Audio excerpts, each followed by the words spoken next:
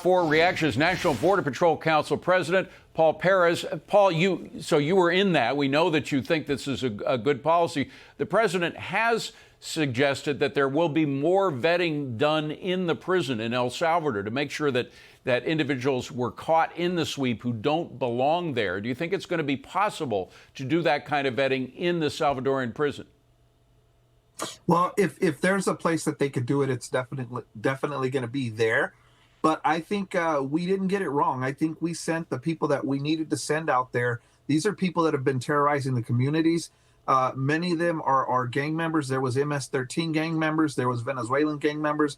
And so they belong in that prison. Now, as you probably know, and you've been following this closely, these judges, one in particular, is suggesting that the president's use of the Alien Enemies Act was improperly used to get them out of the United States into that Salvadorian prison, because they said there hasn't been a declaration of war. In fact, we heard that line repeated by Congressmen, Democrats, today in a hearing, saying that this act can only be used if there's a declaration of war. When you read the act, it says much more than that. It says, in fact, whenever there is declared war between the U.S. and any other country, or any invasion or predatory incursion is perpetrated, attempted, or threatened against the territory of the U.S.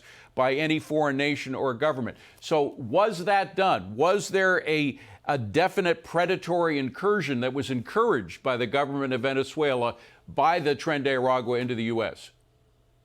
Yeah, we do believe that there is a connection with the administration out there in Venezuela. And so these animals came in and they've been committing crimes, everything from murder, rape, robberies. And so it is an invasion. Exactly what this law was intended to stop is exactly how they're using it. And so they need to allow President Trump to do exactly what he said. He campaigned on this. Everybody knew exactly what he was going to do because he campaigned on it. And a federal judge should not have the power to stop the president from protecting America's citizens. Well, and you're not alone in believing that. I mean, there are experts. I mean, Bill Barr, who was Attorney General under Trump, he's been a fierce critic of Donald Trump when he thinks he's made a mistake. But here's what he said yesterday about whether President Trump violated the law in sending these people away. Roll tape.